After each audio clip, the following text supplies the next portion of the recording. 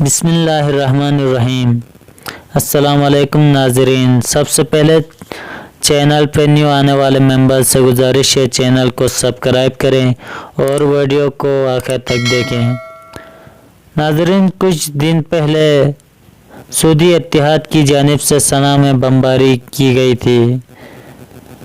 اس کی جوابی کارروائی میں حوثی باغیوں نے ابوظہبی میں ڈرون حملہ کیا ہے۔ ڈرون حملے کے نتیجے میں 3 آئل ٹینکر سمیت فضائی اڈے کے ایک حصے پہ آگ لگی ہے۔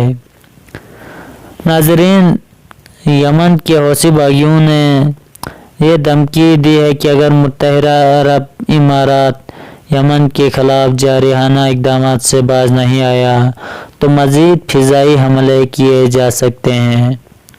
حوثی باغیوں کے ترجمان کی جانب سے تنبیہ کی گئی ہے کہ عام شہری اور بین الاقوامی کمپنیاں متحدہ عرب امارات میں واقع اہم تنصیبات سے دور رہیں، جہاں مستقبل میں مزید حملے کیے جا سکتے ہیں۔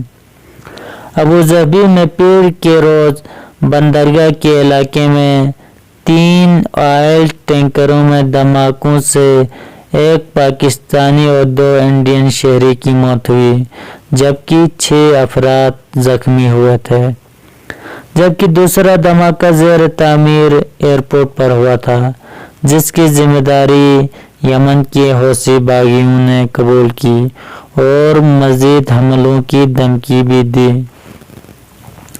ناظرین، دوسری جانب چند روز قبل ہی سوشل میڈیا پر پوسٹ پر متحدہ عرب امارات کو نشانہ بنانے کی دھمکی بھی دی تھی۔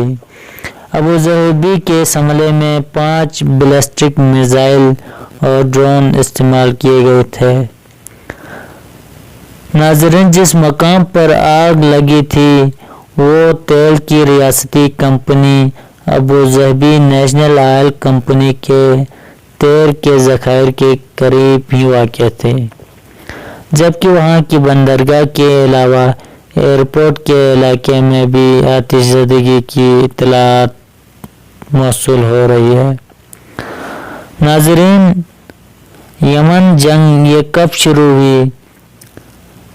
ناظرین، یہ جنگ حوثی باغیوں کی جانب سے 2014 میں یمن کے دارالحکومت صنعاء سے عالمی سطح پر تسلیم شدہ حکومت کو بے دخل کر دیا تھا، جس کے بعد سعودی عرب اور متحدہ عرب امارات سمیت اتحادی افواج نے مداخلت کی تھی۔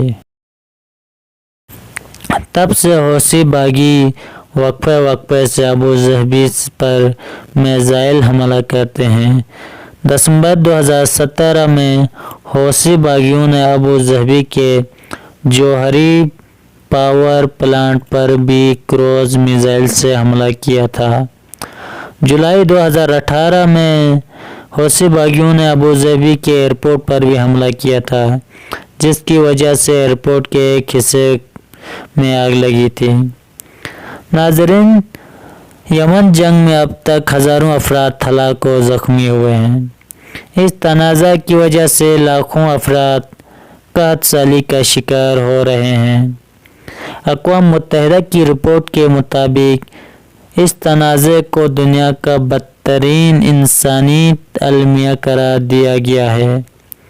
اس جنگ کی وجہ سے لاکھوں افراد خوراک اور طبی سہولیات کی کمی کا شکار ہیں۔